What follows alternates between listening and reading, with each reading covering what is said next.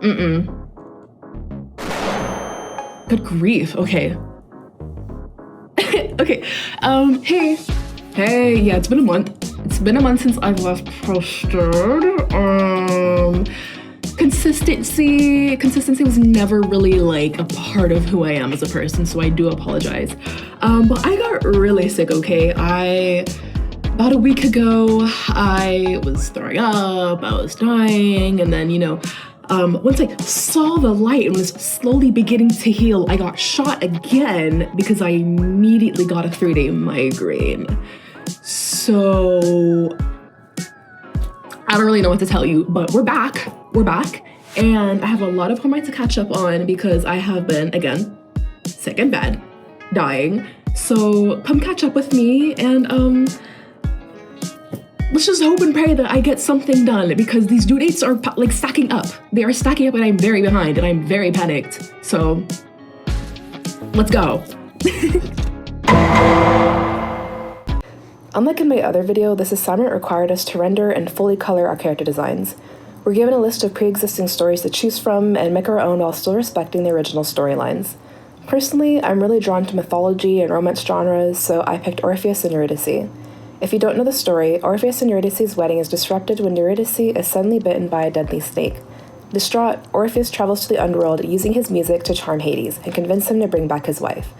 Swayed by his song, Hades agrees under one condition, to leave the underworld while not looking back to check if Eurydice is still following him. He nearly escapes before his trust falters after not hearing her footsteps, and at the last second turns around. Of course, Eurydice was with him the whole time and is taken away to remain in the underworld as Orpheus is casted out, forced to leave without her. Now for my rendition, I basically kept everything the same but made it underwater, so here's my take. What's supposed to be a day of celebration and vows is quickly ruined by a vengeful spirit that crashes Orpheus and Eurydice's wedding. The spirit, filled with rage from her own tragic wedding, drowns Eurydice, leaving Orpheus to dive in after her. The spirit tests him by allowing him to save her if he doesn't look back, or else he would lose her forever. In an eagerness to see his wife, he looks anyways, causing Eurydice to turn into a siren and lure him into the depths to devour him alive. I feel like I never really get to draw mermaids or sea monsters despite my huge liking toward that kind of aesthetic ever since Subnautica came out, so honestly a lot of my mood board was just Subnautica concept art, but it did the job, and I'm quite satisfied with how my designs turned out. So now that my warm-up sketch is done, let's get into the actual designs. I'm just going to kind of skim through these columns as they're fairly messy, but I went in and started with some silhouette exploration. This was definitely the hardest part for me and always is because I have a million ideas, and then as always I will usually about 2 of them. But anyways, after a while though, I finally managed to come up with something that kind of worked for each character. The main elements I knew I wanted to keep is that the vengeful spirit bride would be based off of a lionfish considering their evil nature, and Orpheus needed to have a top-heavy design to contrast against Eurydice's bottom-heavy design, as her silhouette focuses mainly on her dress. You'll see which ones I've chosen to progress with, and as for the values, I chose 3A, 3B, and 3C. Lastly, for the colors, I knew Orpheus and Eurydice had to contrast against the vengeful bride, and since lionfish are red, they'd have to have cooler tones. This worked out perfectly as the intense reds really helped with giving in an intense and dangerous feel to the design. I cannot keep recording these lines up in here over and over and over and over. Okay, for real this time. When it came to rendering everything, the preliminary stages of prepping the design made it so that I had very few changes to make to the characters, if any. So from here I was able to just kind of black out and enjoy the process of seeing my ideas come to life. I figured my rendition of Orpheus could be this cocky musician who met Eurydice at one of his performances, but in trying to impress her, found out that she too is a musician. I think that the relationship was probably built off of a competition where they both wanted to prove each other to themselves, or prove themselves to each other, I'm sorry. So it's like an enemies to lovers, if you will. I don't know. But I realized halfway through that I was subconsciously pulling from an animated short I'd watched a few years back. And I think is it Magnifica? I'm sorry, I don't know. But I highly recommend watching it, and I won't spoil anything, but it's a gorgeous animation, and I definitely think it's worth the watch. God. So for Orpheus, I really wanted to pull from, darker aesthetics to contrast against Eurydice. And with them especially being from, a similar color palette, I figured that with suits being traditionally black and wedding dresses white, it wouldn't really be much of a challenge. So I really want to focus on playing with the fabrics and, you know, figuring out how textures and fabrics and all that stuff kind of lays on the human body. But I'm just now learning how all this stuff really works. I'm not really the best at clothes or rendering clothes, but I tried my best. I don't think it turned out too bad. Now, if you've noticed that Orpheus looks a little bit familiar, then I'm gonna need you to look the other way. I'm calling out before anyone else can. It was too late into the design before I finally noticed the uncanny resemblance. And I haven't played that game, okay? Not since 2020.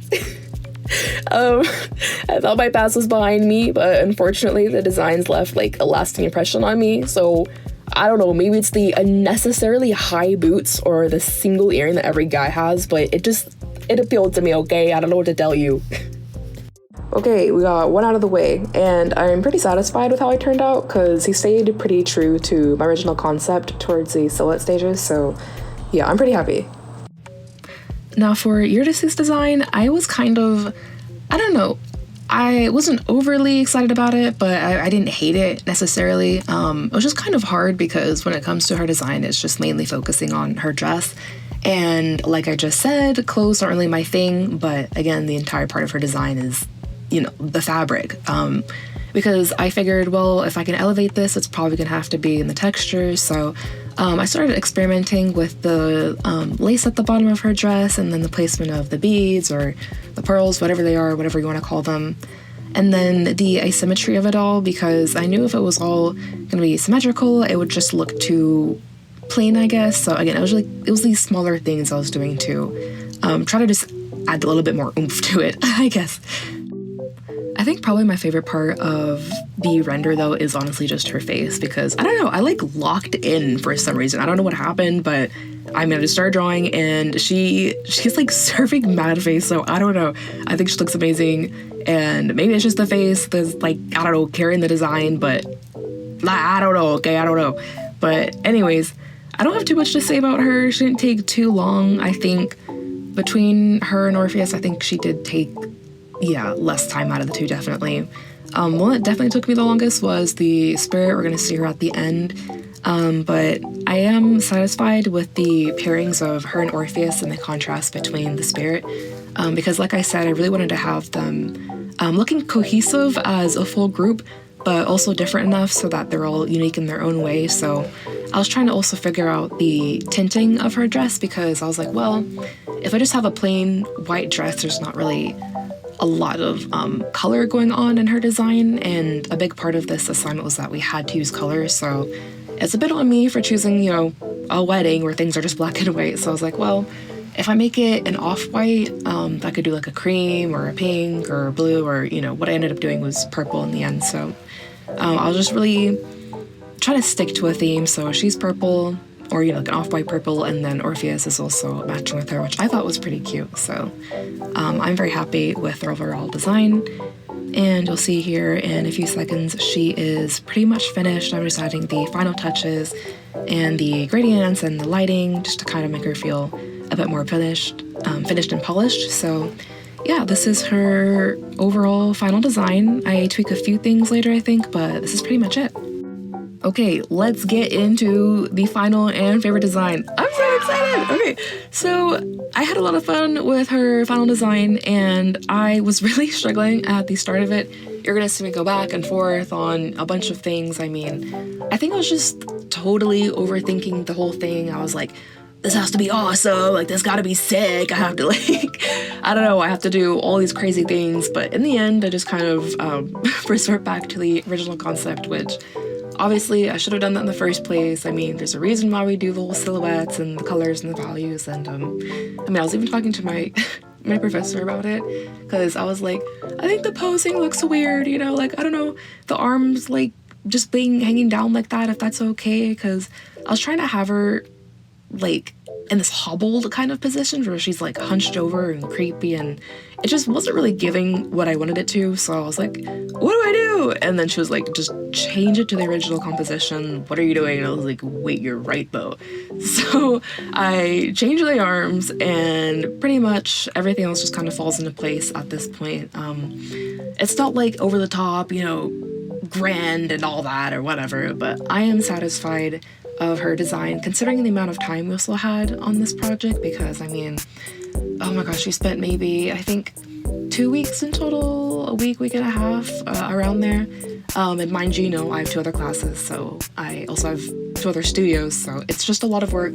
But anyway, I think, like I said, I did pretty good for the amount of time that we had, and I really wanted her to have like the fake eyes like moths have, certain creatures. So I had like the fake eyes on her lionfish fins, and then I have her dress, which opens up into a tentacle thing. I don't know if she's like a squid or octopus. I don't know, just like meshing a bunch of creatures together. So I'm just fixing the colors and adjusting the brightness, and this is pretty much her final look. And there is a scale over there to kind of give a sense of her sizing.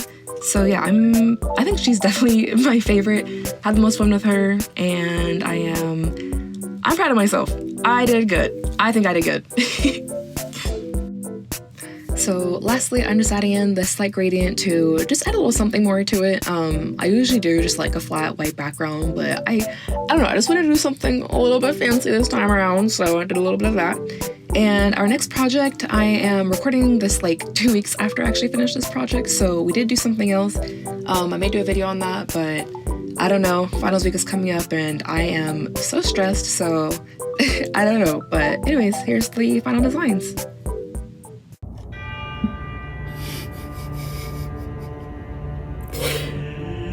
This is me 12 hours after my shift.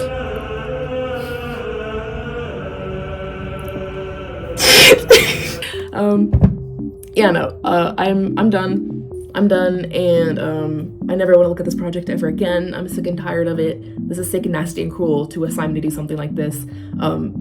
That's a joke. I actually really enjoyed this assignment. I'm just tired, guys. I'm sick of drawing. I'm burnt out, and I'm ready for this quarter to be over, okay?